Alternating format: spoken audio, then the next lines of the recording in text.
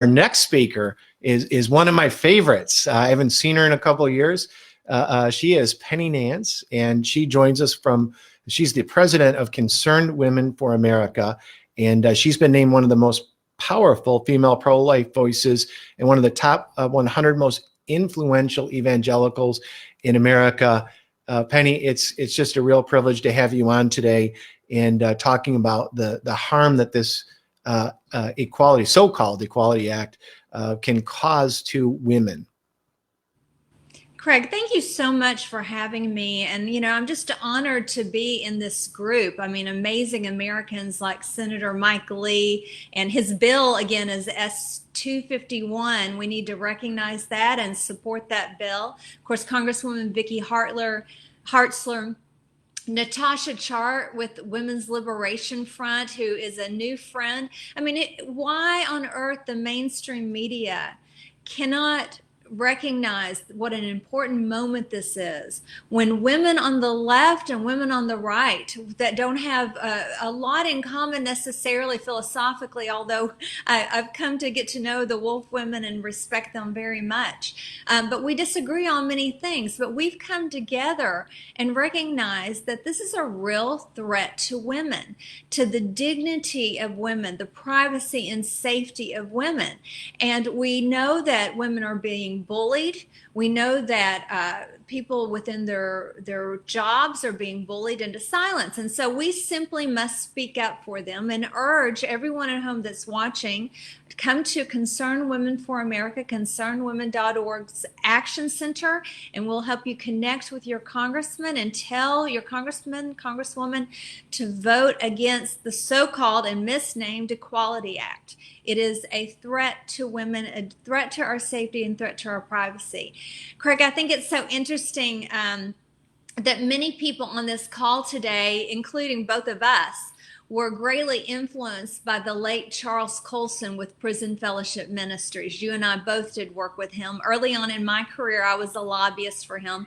My husband, when we were first married, was his chief of staff. And so I really kind of grew up under learning from him. He was a man of just incredible faith who cared so deeply for the least of these. He was in prisons all over the world and carried the message of Christ's redemption to the least of these. And I learned from him that many people, in fact, the vast majority of people in prison come from great brokenness. In fact, I was just looking up the statistic. It was from salon.com that said that 86% of women in women's prisons have been sexually assaulted at some point in their lives.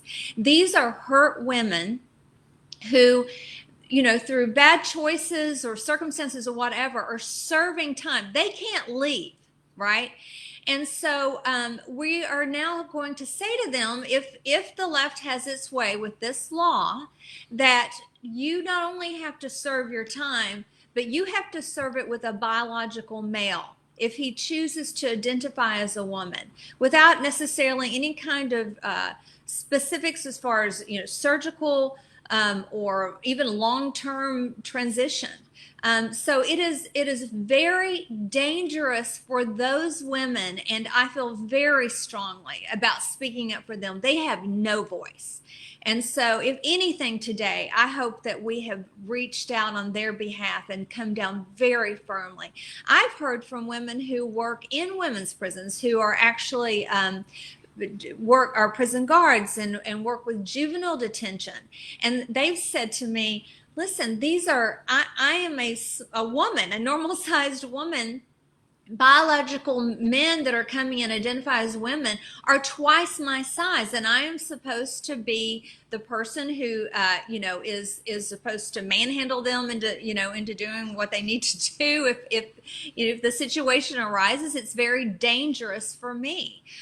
We've already talked a lot about women's sports, just the unfairness of that situation. I grew up, in a time where there weren't as many options for women in the sports field. I'm so grateful that my daughter was given a vast array of opportunities in sports and loved lacrosse and played volleyball and did all these great things. But that situation changes the minute we have this new recognition of the definition of sex, in which women can have our own sports teams.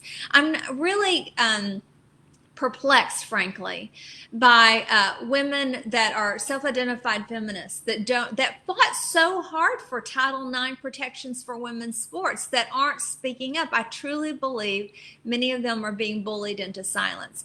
But we can't let that happen, and we've got to link arms, and we've got to speak for these young athletes. We've got to speak for women in prisons and women domestic violence shelters, for young girls in their safe spaces, in their private spaces, in their locker rooms, the places that we all went as young moms to nurse our children. We have a right to that. We have a right to our own privacy. So anyway, I would just thank you so much, Amanda Banks and Craig, and all of you all who put this together today. I'm just grateful to be a part of it. Doreen Denny from our office has been such a leader on this issue, and I'm grateful just to be a part of what you're doing and to stand up on behalf of women. I urge everyone watching to join us. Come to concernwomen.org's Action Center and contact your congressman. We have to speak up. Tomorrow, I believe, is the vote on this in the House. So thank you. Thank you so much.